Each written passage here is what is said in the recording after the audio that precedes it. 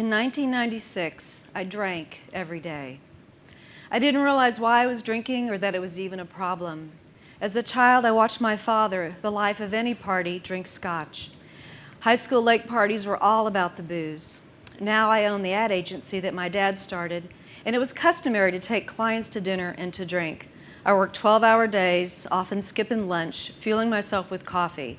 In the ad world, our philosophy was client first, self and family second.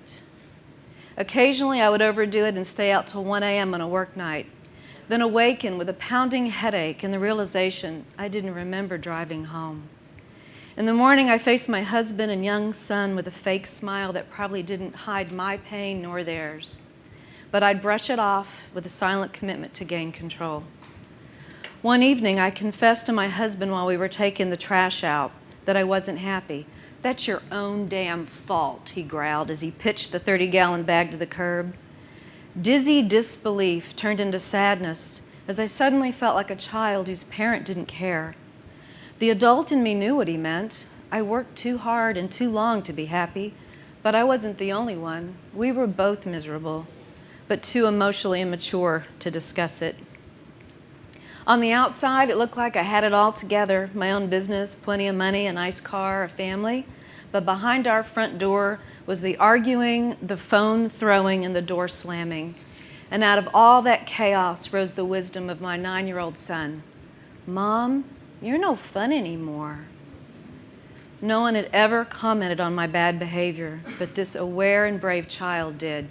I took what he said seriously, and I resolved to get some help. A therapist helped me face the fact that my husband was never going to be the man I wanted. And I was exhausted after years of trying to make it work. I wanted one last-ditch effort to save it, though.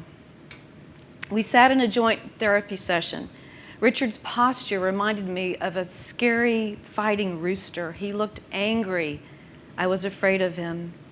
Holding my breath, as the therapist said, "Valerie, what does Richard have to change for you to stay in this marriage?" My eyes widened. My heart was pounding. I realized this was my out.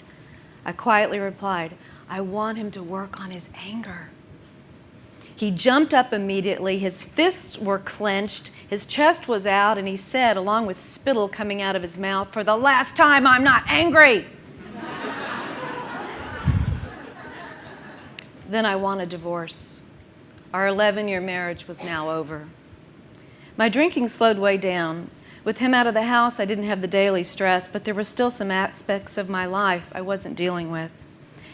In an act of perhaps divine intervention, the career path I was on abruptly ended in 2000. My clients were manufacturers, and the industry trend, consolidation. It took less than 3 months for most of my clients to disappear. It was like the rug got pulled out from under me. Finally, I had no choice but to fully examine my life. I took inventory.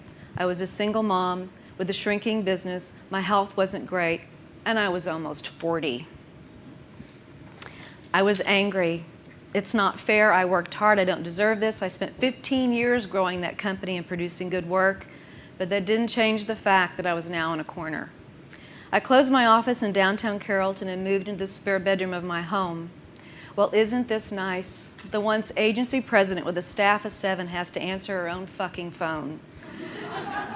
But I kept it together and I pushed through.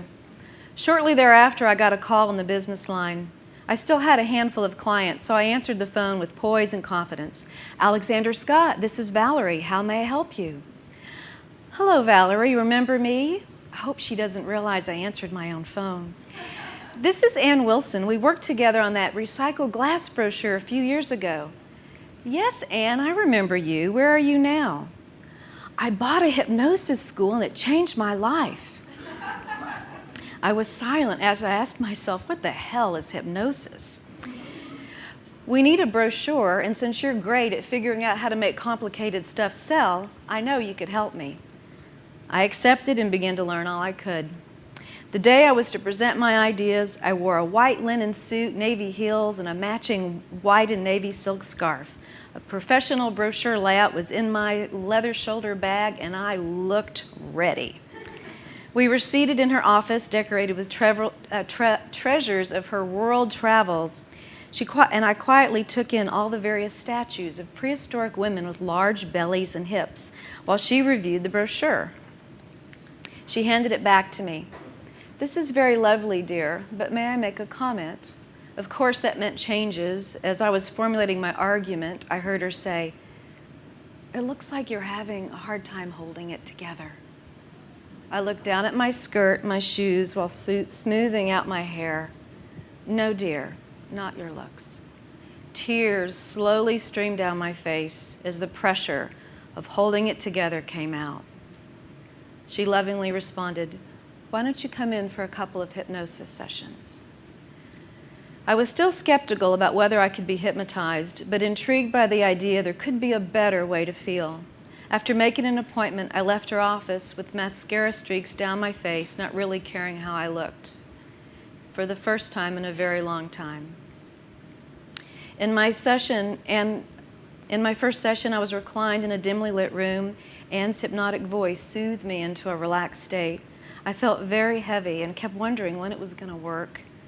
She counted slowly, 5, 4, 3, 2, 1, 0, and spoke, "Deep sleep." I jerked, and I felt like my body was as big as the room and her voice was as small as one of her statues. It was like I was letting my emotional self out, and it was big.